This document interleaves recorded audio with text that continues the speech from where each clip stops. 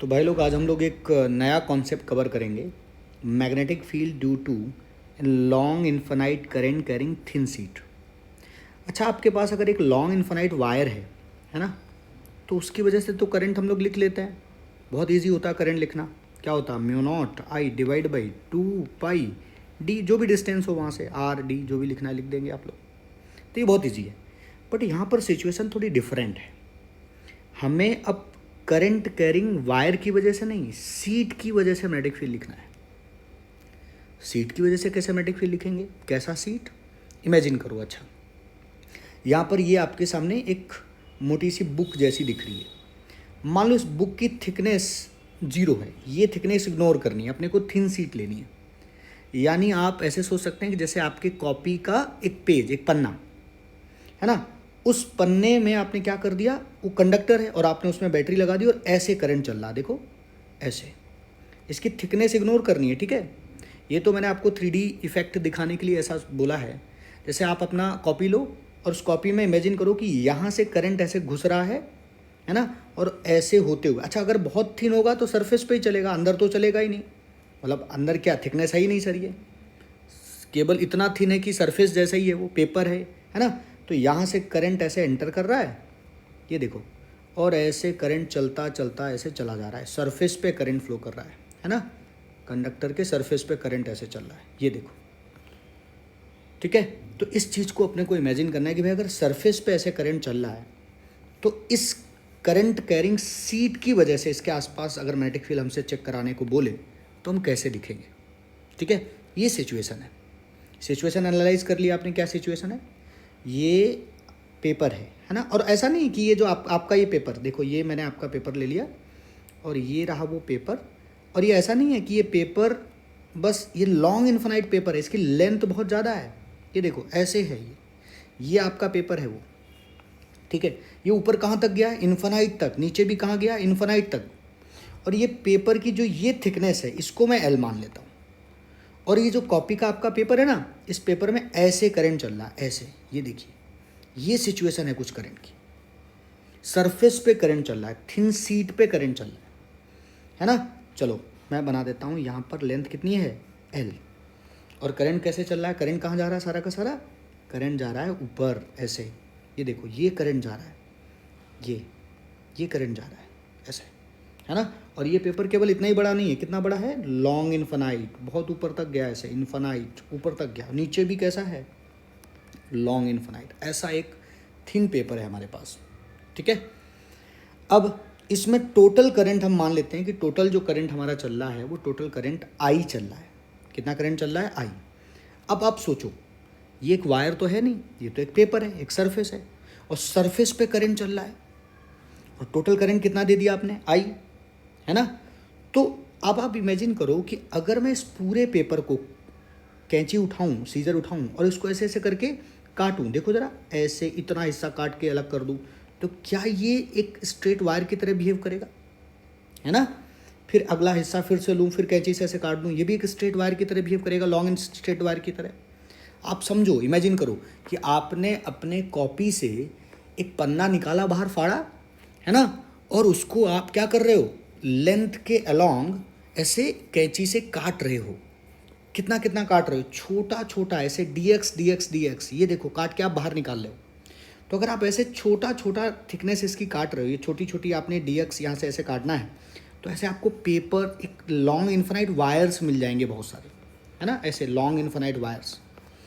और आपको क्या करना है, इन्हीं लॉन्ग इन्फिनाइट वायर को आपने इकट्ठा किया और क्या बना दिया, ऐसे सीट। आप इमेजिन करो एक सिचुएशन, एक वायर लूँ, फिर उसके बगल में एक वायर चिपका दूँ, फिर एक और वायर चिपका दूँ, फिर एक और वायर चिपका दूँ, फिर एक और वायर चिपका दूँ, ऐसे वायर चिपकाता रहूँगा, है ना, लॉन्ग इन्फिनाइट वायर्स। क्या ये पेपर बन जाएगा, है ना।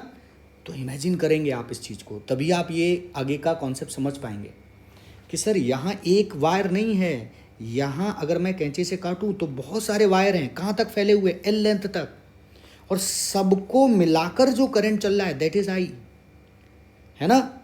तो यहाँ पर एक नया टर्म आपको सीखना पड़ेगा, वो होगी, जैसे आप करंट डेंसिटी सीखे थे।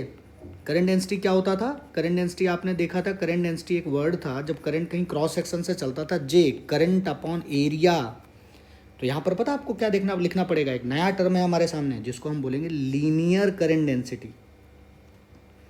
ये सर लीनियर करंट डेंसिटी क्यों बोल रहे हैं आप इसको, देखिएगा अभी आप समझ में आएगा आपको। है क्या कि पूरे के पूरे सरफेस पे करंट फैला हुआ है।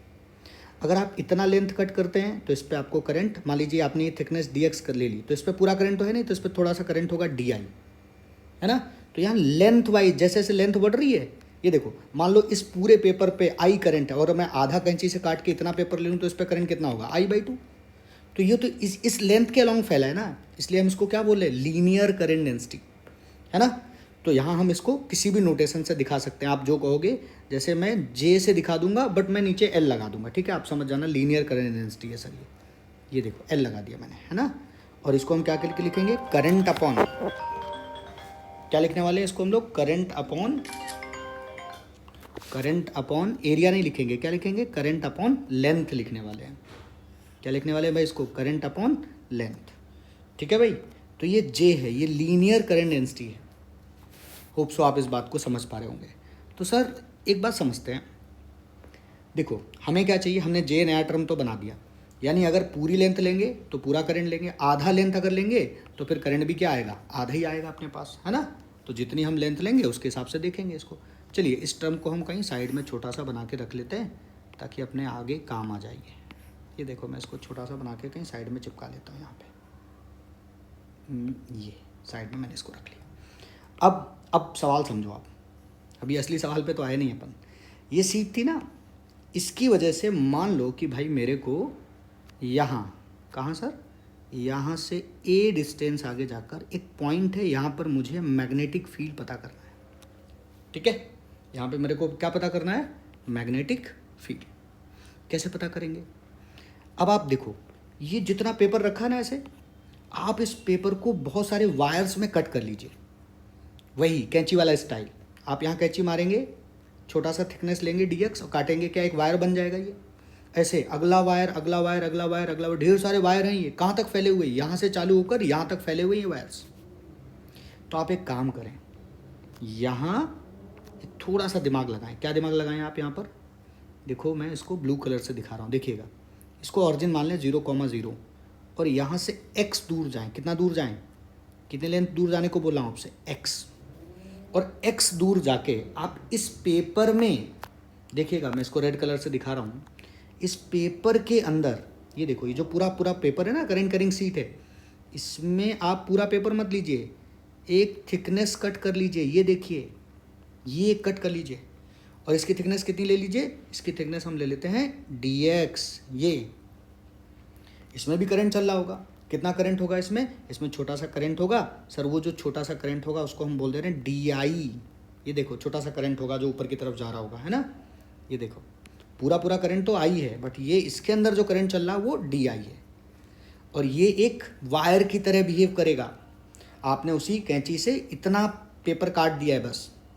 अब आप मुझे बताइए, एक वायर, लॉन्ग इन्फिनाइट वायर की वजह से तो मैग्नेटिक फील्ड लिख सकते हैं ना आप लोग, यहाँ पे कितना होगा बताइए। एक लॉन्ग इन्फिनाइट वायर की वजह से अगर हम मैग्नेटिक फील्ड लिखेंगे तो वो मैग्नेटिक फील्ड होगा हमारे लिए कितना, वो होगा छोटा सा ही होगा। एक वायर की वजह से लिख रहे हो तो एक वायर की वजह से, केवल इसकी वजह से लिख रहा हूँ भाई, इसकी वजह से, ठीक है, केवल इतने वाले की वजह से लिख रहा हूँ मैं, ध्यान दीजिए। तो वो मैग्नेटिक फील्ड कितना होगा, that will be dB is equal to μ0, छोटा सा ही करंट है di डिवाइड बाई, नीचे क्या करना है 2 पाई और डिस्टेंस क्या है x। ये हो गया सर, है ना, कोई दिक्कत। ये हमने एक वायर की वजह से लिखा है बस। अब आप मेरे को एक बात बताओ कि क्या ऐसे ढेर सारे वायर्स हैं और इन वायर की वजह से मैग्नेटिक फील्ड यहाँ इस पॉइंट पे कहाँ जा रहा है, अंदर। तो मैं ये सारे के सारे वायर्स को इंटीग्रेट कर दूंगा, जोड़ दूंगा इसको। कहाँ से चालू हैं बताइए ज़रा, ये A से चालू हुए और कहाँ तक गए हैं, A + L तक गए। ये ऑरिजिन है सर, ये ऑरिजिन, इधर एक्स एक्सिस लिया हमने। तो अब बस आपको इसको इंटीग्रेट करना है, ये लीजिए मैंने इंटीग्रेट कर दिया। अच्छा आप DI के बारे में थोड़ा सा देखिए ज़रा, इसको थोड़ा साइडलाइन करते हैं। DI के बारे में देखिए, DI क्या है, वो इस छोटे से dx में चलने वाला करंट। तो DI current by dx is equal to क्या लिख सकते हैं, total current upon total length. यही तो डेंसिटी है, यही तो JL है ना। तो आप मुझे बताइए DI की जगह आप क्या लिख सकते हैं, I/L इंटू dx, यही तो लिख सकते हैं ना भाई। अब बस ये डी आई की वैल्यू आप यहाँ रखिए और सॉल्व करिए। लिमिट कहाँ से कहाँ लगाएंगे, ए से लेकर ए प्लस एल तक। अब बस अब तो कैलकुलेशन है, अब कुछ बचा नहीं भाई। देखो बी इज इक्वल टू क्या निकल के आ गया, लिमिट ए से लेकर ए प्लस एल तक, क्योंकि वायर ए से लेकर ए प्लस एल तक ही है। और म्यू नॉट डिवाइड बाई 2 पाई, है ना, डी आई की जगह क्या रख दिया, आई बाई एल, और इधर 1/x तो था ही, और क्या है डी एक्स। अब बहुत ईजी है भाई, इतना पार्ट तो अपना कांस्टेंट है, इसको बाहर निकाल दो। ठीक है, तो अंदर क्या बचेगा, 1/x dx, और 1/x का क्या होता है log x, upper limit minus lower limit, solve करके लिख दो, वही अपना रिजल्ट है ना। तो ये एक इंटरेस्टिंग बात है, अगर आप इसको सही से नोट करेंगे तो इससे बहुत सारे आप क्वेश्चंस बना पाएंगे। ठीक है, आगे बढ़ते हैं।